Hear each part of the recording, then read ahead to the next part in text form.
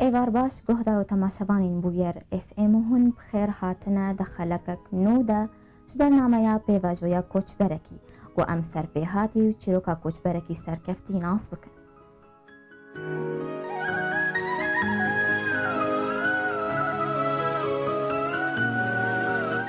هر چهارشنبه اف برنامه و ساعت 6:30 ایواری ده بشه و یکی زندی به وشاندن.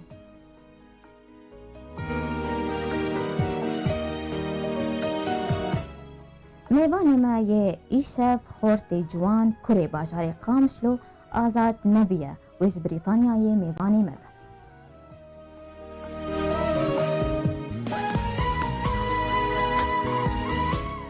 جبو جنیز و ناسنامه رزدار آزاد نبی ناس بکن امل بحفره لوی پرچای ویدیوی گهدار و تماشا بکن و دگرن خلکه خواه بردوام دکن.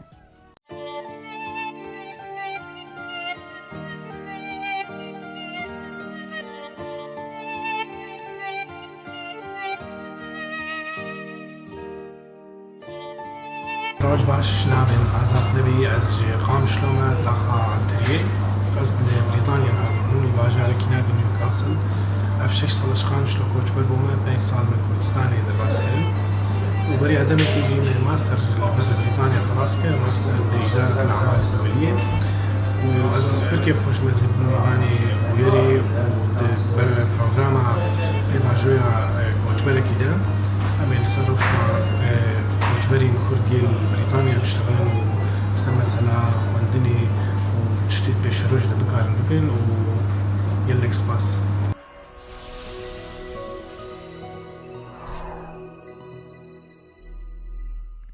دماتا خوش به برز آزاد پیروز به باورنامه و سرکفتناتا بهیویا سرکفتن ایندن.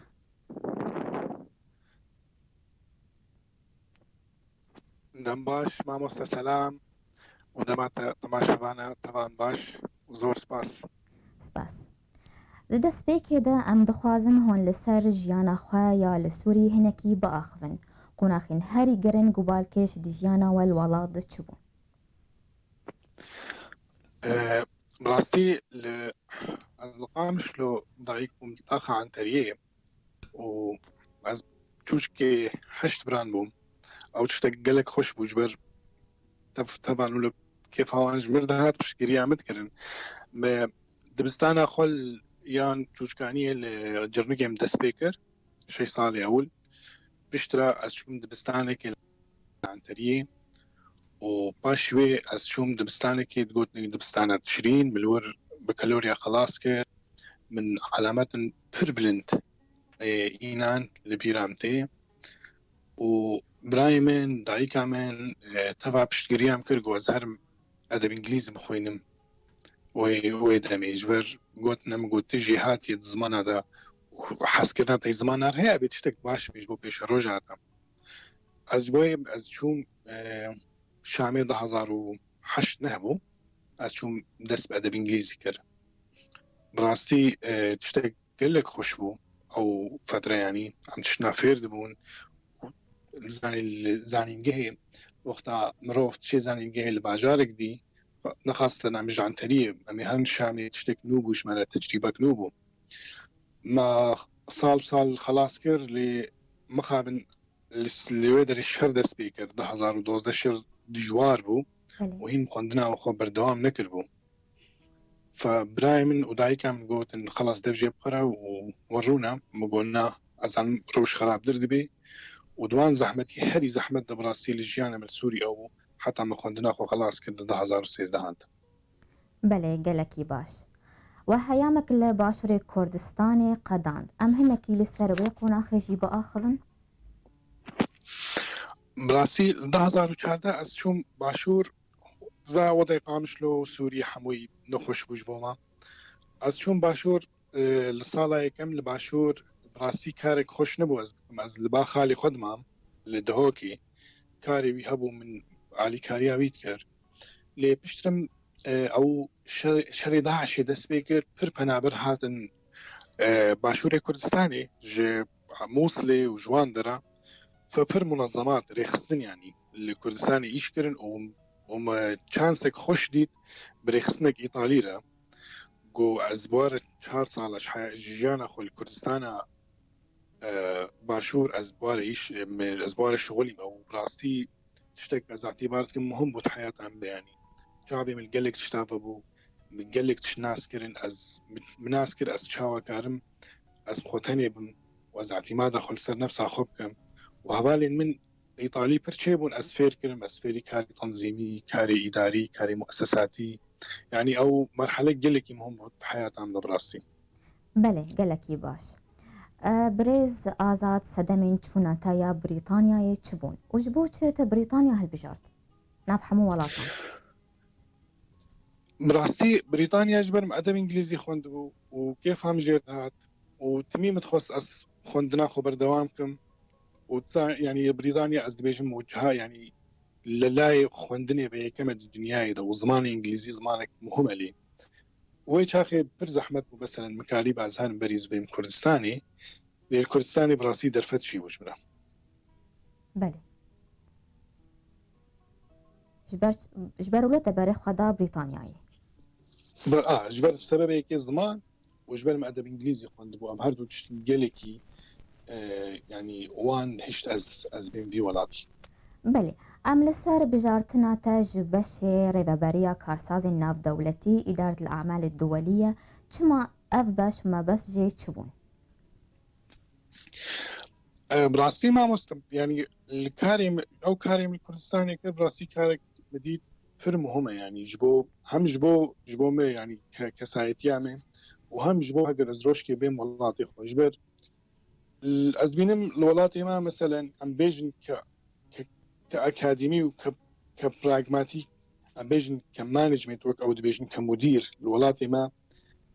كيمن كبزنس ليدر ورك او بيجن نزان بوبر كردية من نزيدة والله اف كيمن من تخص اتشتكي بخوين مجبوع ازانم بشترها بيشاروجي دا اختا حنك استقرار تكبي ولاتي مدى اسكاربم خزمتها عيبكم اسشون بالي علمك ازانم خزمتها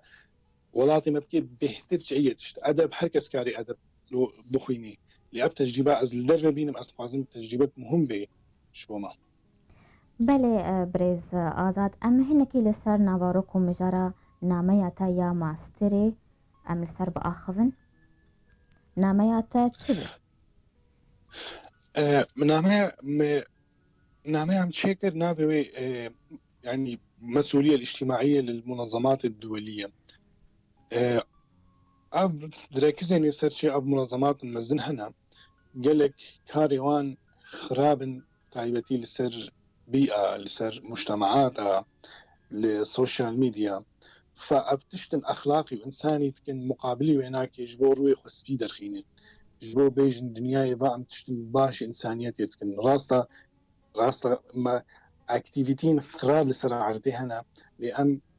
بالمقابل مسؤولية خويا انساني واخلاقي واجتماعي نار من هناك لسر مؤسسات تابع المتحدة شكرا منك بحث سروان شكر ومنك بحث من وجهة نظر إنسان شكر كإنسانك مستهلك جوا منظمات هذا وهناك رسالة براستي رسالة من ناجح بو يعني من علامات بلنتي داني. بله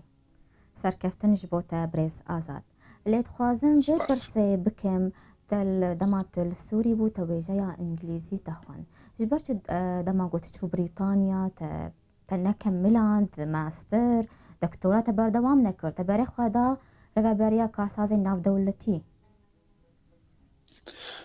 ما مستعدب يعني تالياوي ازانم كاري اكاديميه وي بيروز بي بس ادب تالياوي بس زي زانجهي بدرسين يعني ازي طلابه فيركم لأفكاري مجوي ريخستني ناس كارك هندكي فرطرة ومصطرة وباشترة وخزمت بهترتي يعني تشتن هبون مل وقت عزل سوريا بمتخواندن من ناس نتكر تشتن بعربي بحوكمة بإنجليزي بغوفرنانس أب تشت أب مهم أجبو بيش روجة ولاتي ما أب أز تخوازم روجك أز دكتوراه بخوين بسر غوفرنانس لقام شلو يعني لروجابات تايبتي ويتشتك بيروز بأز تخوازم خزمتها ولاتي حبكم دبي عليدا. بله برباش برز آزاد دما سالك دهن گهشتن بريطانياي نامەیە ماسترێ بدەست خستیە دەمەک پڕ کورت بوو و چ کرد و چاوا کروکی ئالیکاریاتە کرد دەما ساڵەکەی تگەشت بریتانیا و تە ماسترژی بدەست خستیە بڕاستی ئەس درۆژێک هەم بریتانیا وێرۆژی بدەست خوێندنی کرد ژبەر ئەس هاتم سەریا جامە پر يعني هەوڵ داش بۆ ئەس جامە قانع بکەم حتا ئەس شاڕاکەدەین بریتانیا ئەس بخوێنم کەس تایبەتی بێژێ ئالیکاری نەبوو بەس دۆست و هەواڵی من بریتانیا ناسکردن ئالیکار بوون ڕاستی و ئەو مشرف علی سالامە پر ئالیکار بوو ژبەر يعني چار مهێ چوون مخابن ڕۆژێک پر زەحمەت هات سەرێمە برایم ڕۆژاوا شەهید کرد پر زەحمەت بوو بمێ و متخواست ئەس دەبش خوێندنێ و هەر چشتی ڕۆژ نەخۆشبوون یا مشرف علی سالام بگو ئەف تشتێک شاشت بکی ئەز یاریکاریاتە بکەم و تشتێک خزمەتە برای خۆ وڵاتی خۆ بکەیت ئەف تشتێک تێرێت چی خوێندنا خۆ خلاص بک بڕاستی ئەو ئالیکار بوو بهتر ژمێ ژمێ ئەو بوو ئەو کەس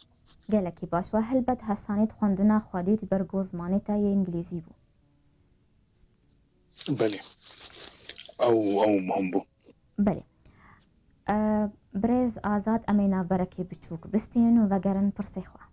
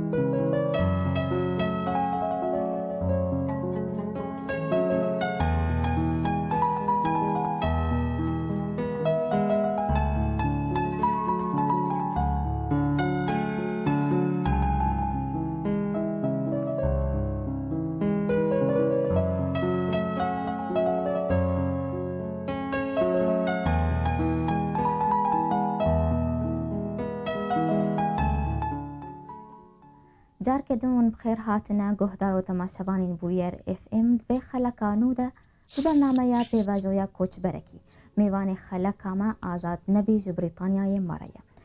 جارێک دن تو بخێر هاتیە برێز ئازاد سپاس مامۆستا پشتی vê serkeftinata gelo hûn berê xwe didin çi zanîngehê ji bo hûn bibin lê mamoste yan hûn doktora xwe berdewam bikin بڕاستی ئەس دەخوازم لە بەردەوام بکەم دکتۆرا و هەنێک تێکەلی لەگەر مامۆستەنا لەبەر لە بریتانیا هەنا ئەگەر دەرفەتێ بدن دەخوازم دکتۆرا بەردەوام بکەم بەێ مامۆستەنت بەلاتە دەیت گوتن لە ببزان زانگەهی مامۆستەیە بکە ئەس دەخوازم بڕاستی کاری ئەکادمی پێشتر بکەم ئەس خورتر ببن بەێ برێز ئازا سەرکەفتن بە ئەمێ vê pirsêjî bikin hevalên te mamosteyên te êwî welatî çi nerîna wana li ser Kurdan heye bi taybetî kە کوردê rojava em bêjin el vê derê li Brîtanya dimînin birastî çavekî li wa nerin ke xortin û kesin pir aktîvin pir xebatê dikin ji bo xwe pir îşkerin yanî ev tiştek pir yanî ez divê dibînim tiştek gelek pozîtîv e li cem wan lê nerin li me nerin ke em Kurdê rojava yanî me naz dikin got Kurdê rojava Kurdin li dijî tîrorê disekinîn şerê dijî tîrorê dikirin birastî keçê me pir nas dikirin ew keçê me ew sûretê wan belav dibûn ev tişt gelek dîtin pirsa wan ji me dikirin carî mamosteyê zanîngehê ev tişt me dikirin got hûn Kurdin ev çilo ev li cem we شرق الأوسط ده دوی منطقه ده چلو جنولو خودفارزن اف وی نرینا پر پوزیتیو المدنرن لی اما ده همان دمی ده جتزانه کسن هنا کسن او يمين او بجنوان يمين متطرف أو حشتك سيناكن يعني فبس أو بركيم يعني الفيدري. بله کردی روش آوا بتر هنن گویی بشیتا دخوینن؟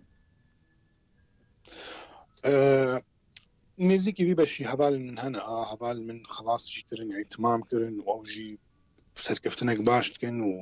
وبرجي هاتي هنا يعني. بله پروژه این آزاد نبی وید پیش روژه دا چه بن؟ أزنها تخوازم سر بروجي كي بخبتم أو لسر رولا سوشيال ميديا درباري تسويق إرهاب وتطرف يا الولاطي ما تشيد بي يعني يا العراقي تشيد بي از سر بيت خبتم هناك تيكاليا باموستين زان جهرت كنها قد درفتي بدنا از لسروان سري موضوعي كار بكم. بله وبراسي جبر تشتكي مهمة عم دبينين اف جريدايا اف تشتي ام سريت خبتن او بيجين تشتك تسويق في وقت ماشي تخازن زيادة تر بحث لسر بيناك تشي بي يعني.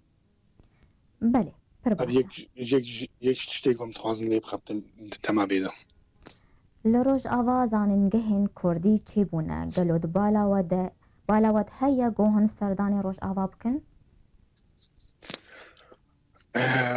روجا جو ام خواندنا خود بردوام بكن ام بين ام دكارن خدمتها بكن حلبت امي بين امي سردانا يبكن وامي خدمتها يبكن جي خوشترتن يا مرو خدمتها ولاتي خبكي. بله شیرتا خورتکی جوان گوبر خدای خواندنا بلند جبو خورتین جوانین بر خدانه کوچبری چیه؟ شيرتا حريمهم از بيجم وال چه درالي لي چولاتي لي برا زماني وي بزان بن دري هر شوارد بن خوازم بس زماني وي دري بزان بن اوجي هر تشتي ديمهم ترى كارن خدمتها خوبكن كارن خوب بيش بخن كان بيش روجا خوب اشتركن وتشتك ديجي استخوازم ببيجم اسباسيا جينجل بريطانيا تكم ابي كردي روجا باب تايبتي از ببينم چه عاليكاري وخدمتي جهلي خورتكن وجمر في خون الروجابارتكن وتايبتي هر كسي نزيكي وان بدري. بله جبو روش آوا آزاد نبی چید بیشه؟ خودي ايش عمديد براسي بر جران بو استخواز جبو روجابا سركفتني جيرت خوازم آرامية جيرت خوازم واستخوازم خودي ما لا تجمني ما وبتايبتي ما لا كسي نوكا أردوغان خراب يعني. بله وجبو قامش لوجي آزاد چید خوازه ببیشه؟ قامشلو باجاري أفينيا ماموستا سعيد يوسف بري قوتبو. بله گوتنک و هبه ام برنامه خواه پیب داوی بکن بریز آزاد؟ زور سپاس بو ير بريس و اف درفتاما وهشتم دنگي خو بگهينين وزور سپاس ماموستا تايبتي جبوتا والسر برسنتني جوان. گلک سپاس جبوتا آزاد نبی گوت بو ایرو میوانی ما سر کفتنی جبوتا تخوازم و جبو کاریتا و جیانک خوش جبوتا. زور سپاس. ام به ویرانگی هاتن داویا خلکا خوام بهیوینن و دمک خوش مردر باز کرن. سپاسیا هر کسی گل ما گهدار کرد ما تماشا کرد. سپاسیا میوانی خود کم آزاد نبی جو بریتانیای مربو. حتانی چارشمک دن دمک دن بمین کیفو خوشی.